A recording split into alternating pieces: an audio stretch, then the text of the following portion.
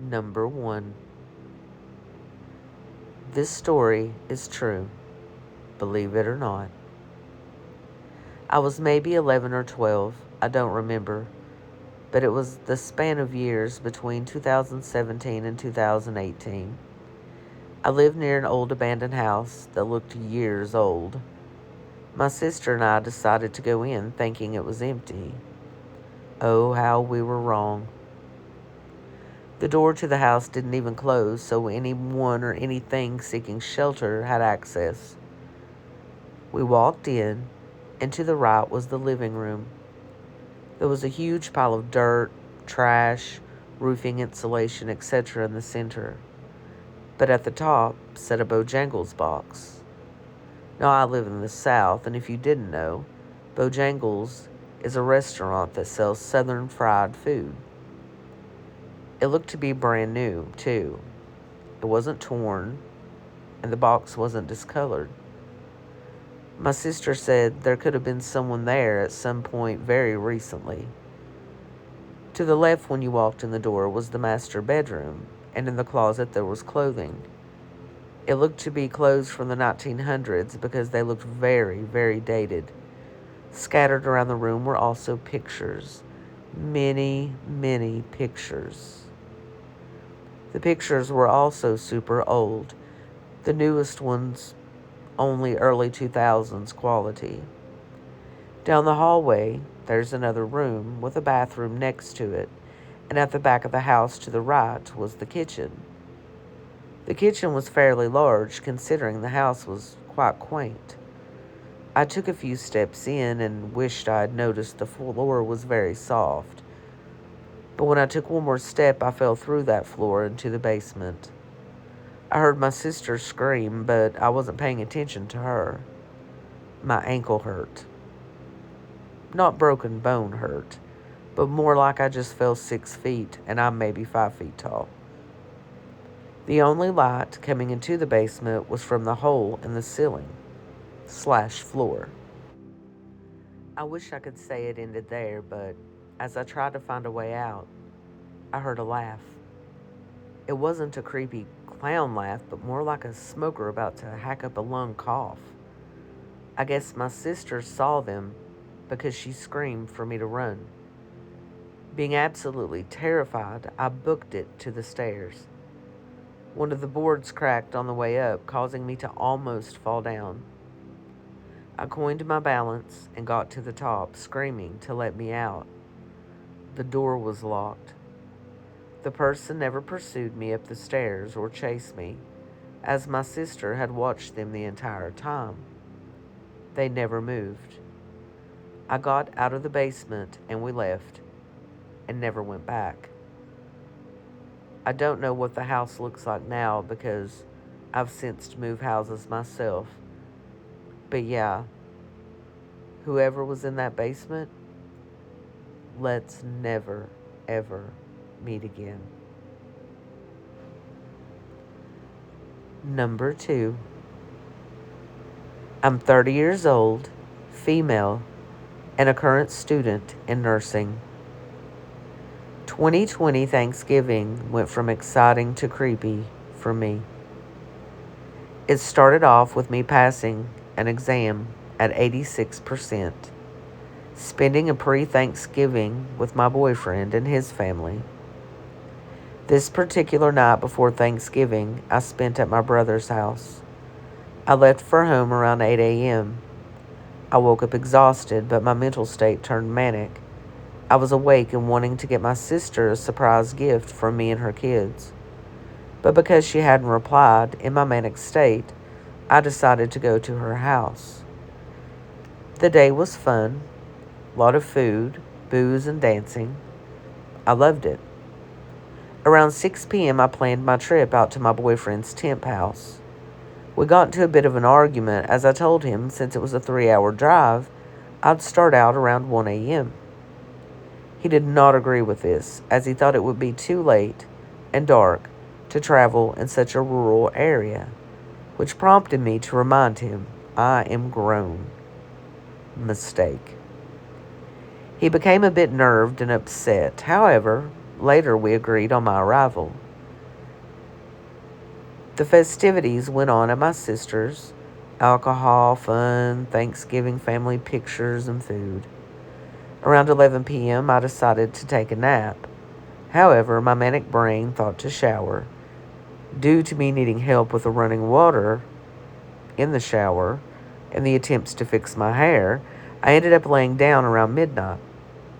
I decided to sleep till 1 a.m. However, I ended up passing out for over that time frame. I set an alarm to wake me up at 1, but of course I slept right through it. I was woken up around 3:30 a.m. when my sister asked me, "Why didn't you leave?" I woke up and desperately moved as fast as I could out of her house. I left my phone and had to turn around and go back. Once I retrieved the phone and I was on my way for a second time, I ended up going the wrong way, as I mixed up two cities' names because they both started with CH. Once the GPS was on and I realized I was going in the wrong direction, I was on my way. The first hour was a little frustrating, as at the time I thought I had left my vape pens. Once leaving the city lines of Sacramento, I got into a race with a Silverado. It was lifted and it was nice. And my jealousy that I was in an SUV versus a beautiful truck is what made me make the decision to take on the race. That is, until I reached about 120 miles per hour, then decided it wasn't worth the ticket. At the time, it was only me, the Silverado, and a fellow Ford on the road. About 5 minutes later, the Silverado took an exit. Now it was only me and the fellow Ford in a dark, rural area. During the drive, I noticed the Ford was on the side of me and at one point even seemed close enough on my right side to swipe me. Due to my blindness in the dark, I was more focused on making it safely, not focused on the car that seemed to try to cut off other cars just to be beside me. I made it to a small town. That meant taking major streets for about 3 to 5 miles, going through stoplights. At one point I thought, damn, I hate when people are this close to me. It was annoying to me, but after 2 lights, the fellow Ford turned off, and I felt a bit childish for even caring. 2 or 3 lights down, as I made it through the green light, I noticed a car turning onto the street. And being attentive, I noticed the car. It was the same car. And at this point, my body started to shake as the car made sure it was back on the right side of me, keeping up with persistence this time. My head began to hurt, and at first I didn't understand. It was fear kicking in. Why would this car come back to the main street? There are only 3 other cars, and he's the one on the side of me. The fight or flight response began to creep up on me, and I didn't want to turn my head as if I noticed. In that moment, I did not want to call my boyfriend. What if I'm just being paranoid? I've traveled alone longer distances at night before. Is alcohol still in my system? My boyfriend and mom will lose it if I call him. Why is this happening? Don't panic. In that moment, I saw a light turning yellow. And as we approached side by side, my brain started to rationalize and thought, do not panic, stay calm, ignore the headache. When the light turns green, stay, see if he goes. We approached the light and stopped. The light seemed to be much longer than the others.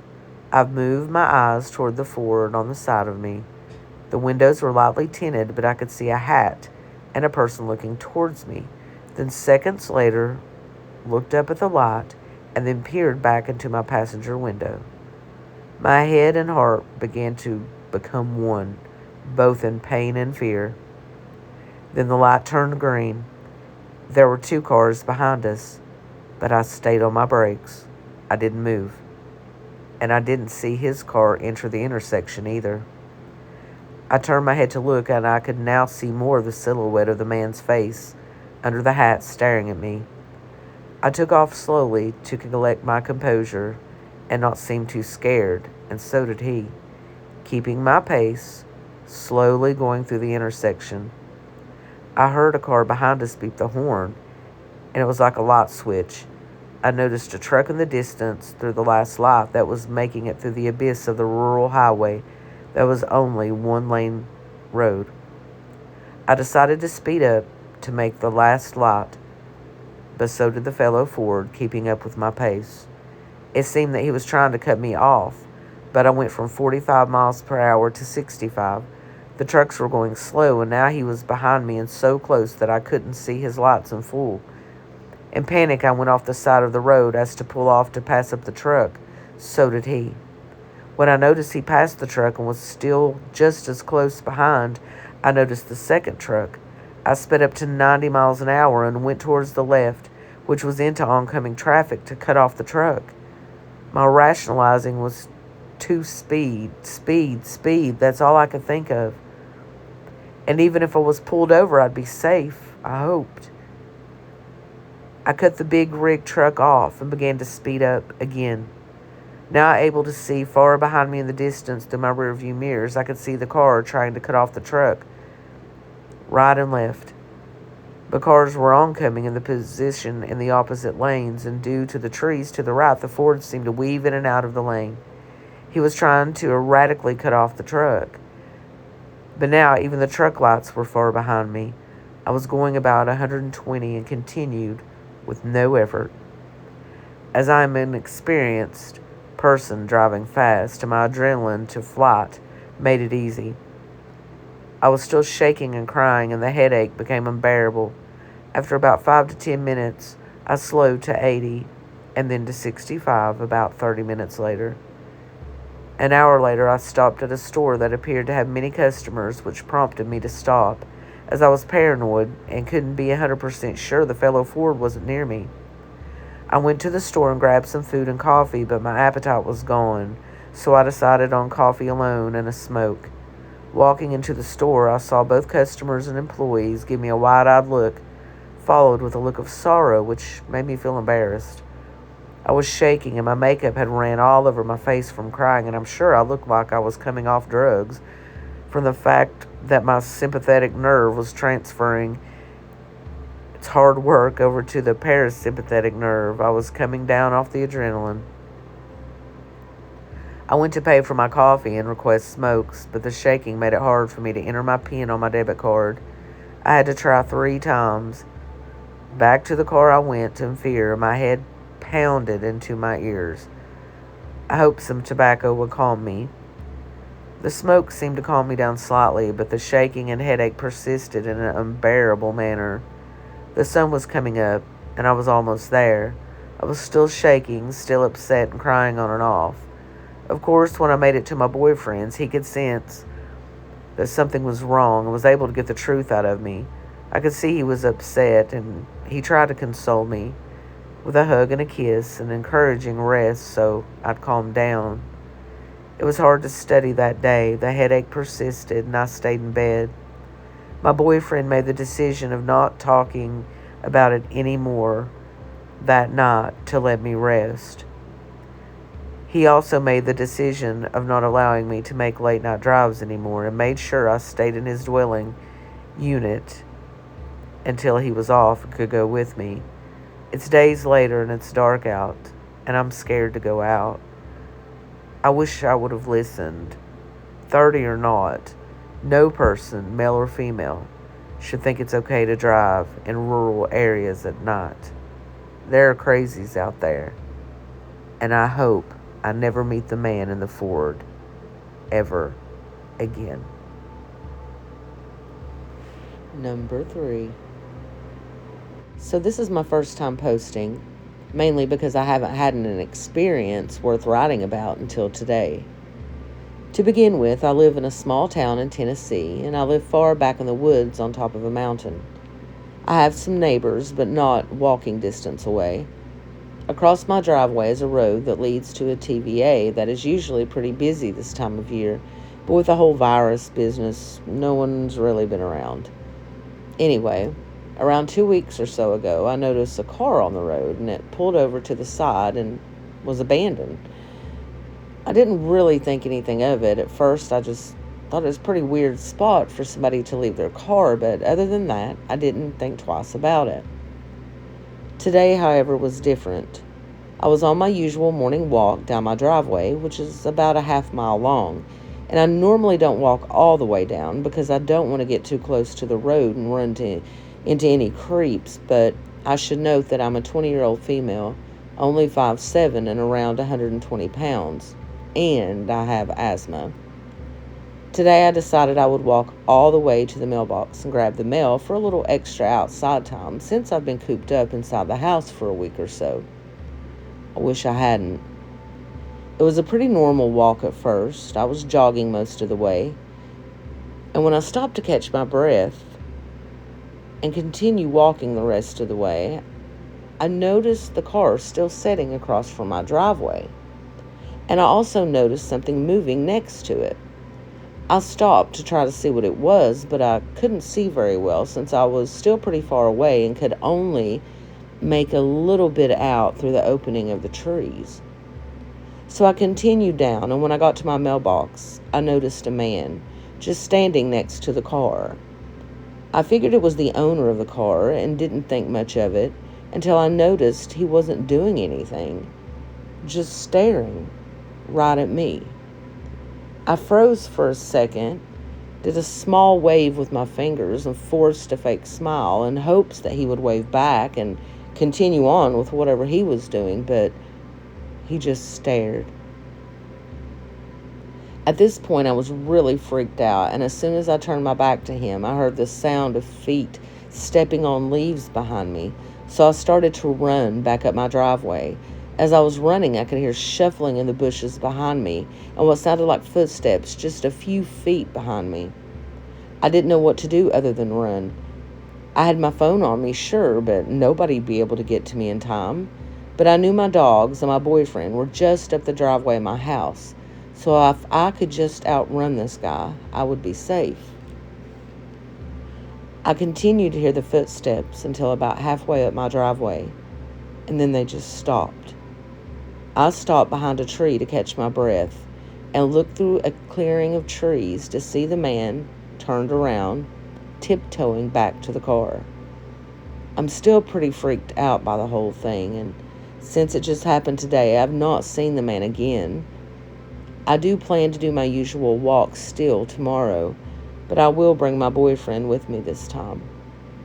Hopefully this was just a misunderstanding, although I don't think that it was.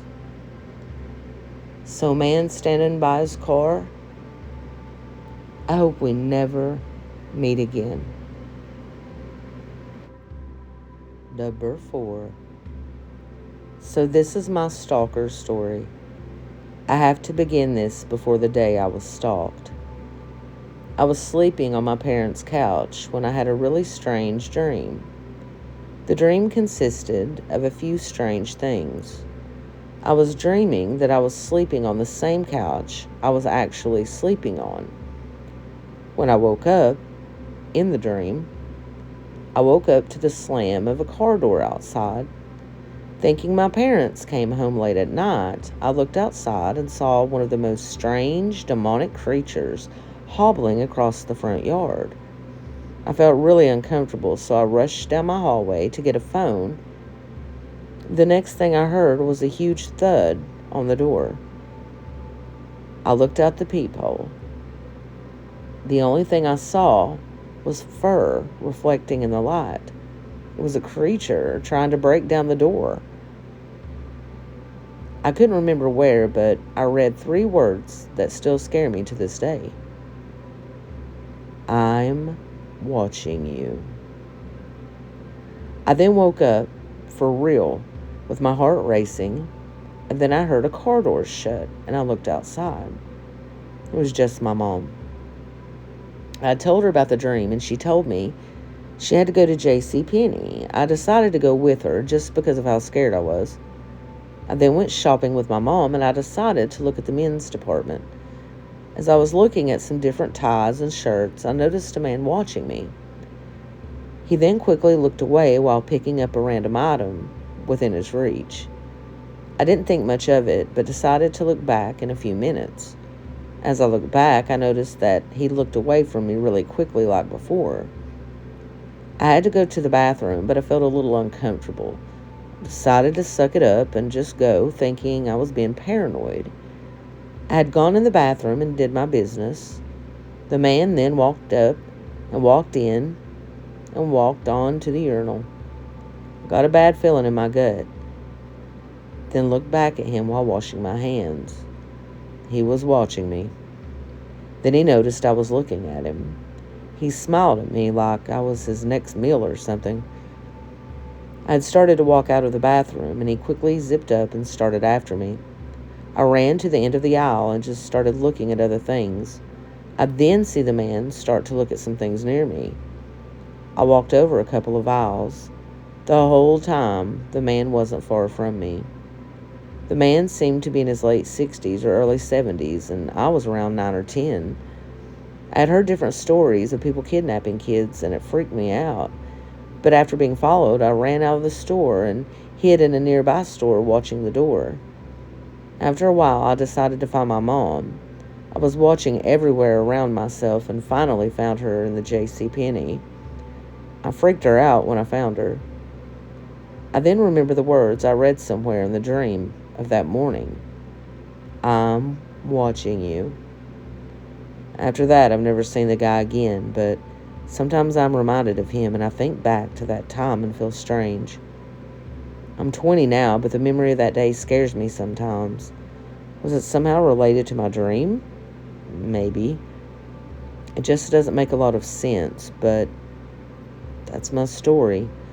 And the lesson is this: please watch your surroundings at all times.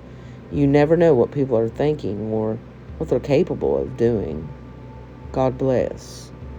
Oh, and weird guy at J.C. Penney, let's never meet again.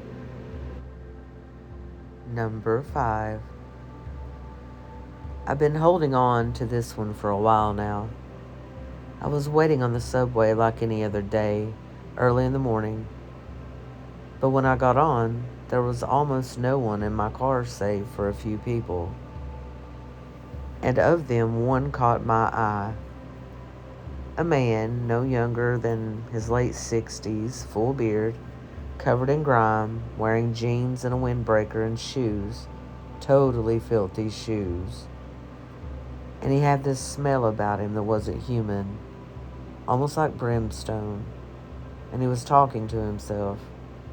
I couldn't hear at all. All I could make out was this tone of pure evil.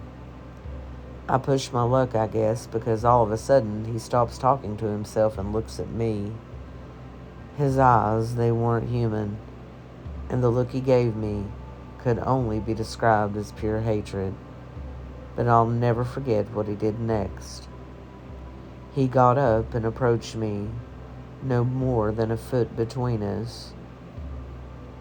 Had to be standing well over 6 feet, and he stared down at me, eyes wide like a demon's eyes, and said these words: "Does this train get off at Grand Street?" I freaked out and got as far away as I could, getting off at the next station. Lucky for me, it was already coming up. The words, the way he said them, still haunt me to this day. I don't know what you want at Grand Street Station, but let's not meet again. Number 6. This happened to me last night. When I'm at home, I like to sit up and watch late night TV. I live alone, so nights can be kind of spooky, so I keep a lot of lights on when I'm watching TV. But last night in my area, it got dark a lot sooner than usual. That kind of creeps me out, but I don't think much of it. Weather or something. I turned my lights on and watched some TV. Just then, about an hour or so into my viewing, all of my lights start to flicker, and my TV glitches out and powers off. I'm freaking out because I don't know who's doing this, and even though the lights are all on, I'm too afraid to even move from where I'm sitting. I figure someone might be in my apartment, so I grab my cell phone and head for the door. But as I passed the window, I saw something that sent chills down my spine to this day. Lit by the glow of the streetlight across from my building was a figure staring up at the window of my apartment. It was windy as hell outside, but he wasn't wearing a jacket, a windbreaker, nothing. Just a t-shirt and jeans and what looked like sneakers. And he had this look on his face that I can only describe as pure insanity. But as soon as I look at him, he looks away and then just walks down the street nonchalantly. At this point, I'm panicking and calling the cops, my landlord, my parents. I gave my report to the police, but so far I haven't heard anything about them catching the guy, wherever he is. I live 5 floors up, so I don't even know how he got up to my apartment and then down so fast. My landlord came by and inspected the circuit box and everything. He didn't find any tamperings at all, and no one else has experienced any interruptions in service that night. But I know I saw my power act up, and it sickens me to think that this sicko is still out there somewhere. So, intruder who got away last night, I don't know what you did to my power, or why you picked me out of everyone else in this building to target, but let's not meet again. Number 7. This happened to me yesterday. There's this sausage restaurant I like to visit about 3-4 miles from my house. I walk there almost every day with no trouble. But yesterday was different. There's a stretch of quiet road I have to walk down, and on it I came across these 2 guys parked in an old Ram 1500 pickup. And as I walked past, they looked at me. And I'm no more than a few feet away from them. I'm close enough that they can talk right to me. And one guy asks, "Do you know where a gas station is around here?" I remember on this subreddit, they said I shouldn't worry about people asking for directions, so I decided to give these guys a chance. And in fact, they didn't look that intimidating. One of them is this old-looking guy who probably wouldn't be able to hurt me. Tan, weathered skin, dusty t-shirt, warm smile. And his young companion, he was clean-shaven, bald, and even so, he didn't look intimidating either. A bigger guy, he also had a warm smile. And on top of that, they had all this military stuff on the dash. I distinctly remember some kind of 6th Marine Regiment ball cap. I've always wanted to be a Marine, so I actually feel kind of safe around them. I tell them where they can find a gas station, and I continue on my way. But as soon as I get to the sausage restaurant, just as I'm about to walk in, I see the thing that terrifies me to this day. Cruising down the street past the restaurant is an old Ram 1500 pickup. Same guys driving. I run into the restaurant for safety. I'm not even hungry at this point. They had followed me there. It was all a trap. And what's worse, I didn't see it coming at all. I trusted them. They didn't look creepy or anything, and I was told that nothing would happen if I just give people directions. I was too terrified to walk back home, so I had to beg the people at the restaurant to let me use their phone so I could call a cab. And all the way home, I thought about how the police would never catch those guys, because who would ever know their true nature? Now I know. Now I don't stop to give directions to these random people. I've learned my lesson, because it's the nice ones who always have the secrets. So 6th Marine guys, I really doubt you actually wanted to get to a gas station. So let's never meet again. Number 8. This encounter happened to me a couple of days ago, Friday night. I was so shocked by it I forgot to post it to the subreddit after it happened.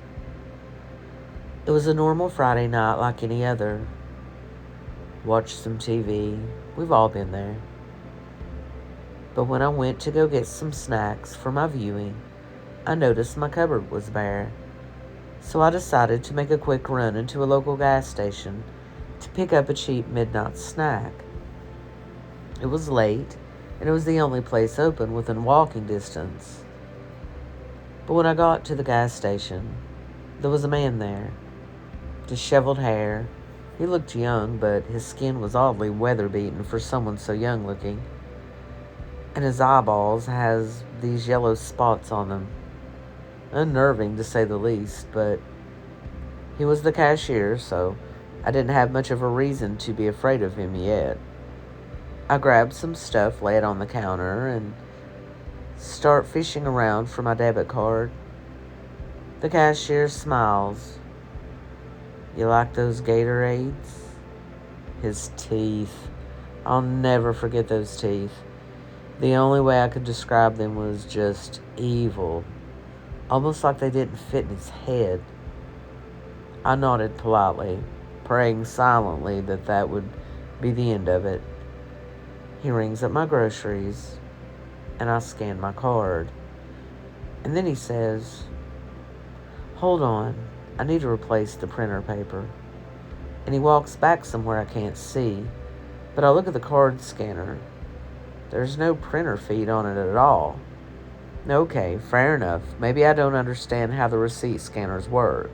Maybe I don't know where to look for the receipts to come out, but then I see this other guy at the door. He's trying to lock it. My red flags go off like crazy. I grab my card and leave the groceries there, rushing to the door. I'm pounding on it like crazy, and the other guy is trying to stop me. I hear the cashier coming back, so I panic and push the other guy into one of the aisles, giving me the opportunity to unlock the door and rush out. I haven't been back to that gas station since. Now I know to buy my groceries ahead of time. But if I'm at some other store, creepy gas station guys, let's never meet again. Number 9. This just happened to me. I just got home. Last time I was on this website, I heard I should give my gender and stuff, so I'll say that now. I'm a dude in my mid-late 30s. Pretty fairly built. I don't think I'm the kind of guy people want to mess with, but anyway, on with the story.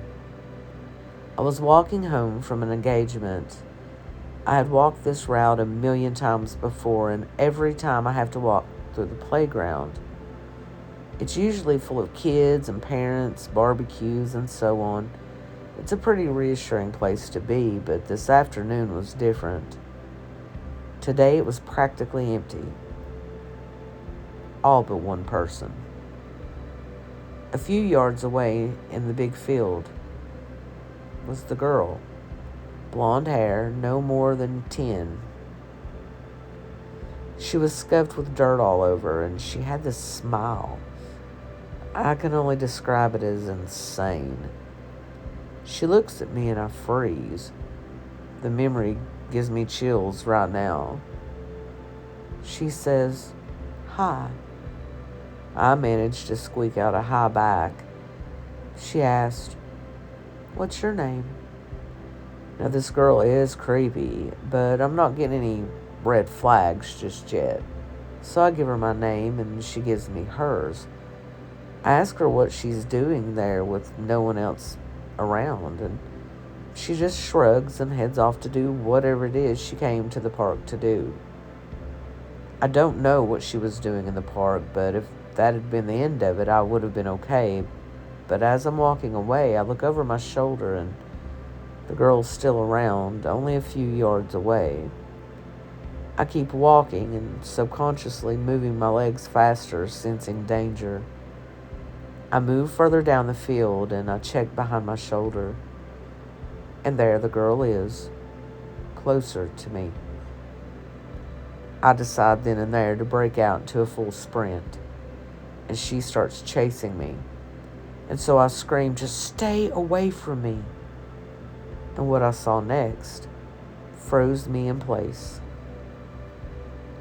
A grayish blue Toyota Highlander drove up to the park.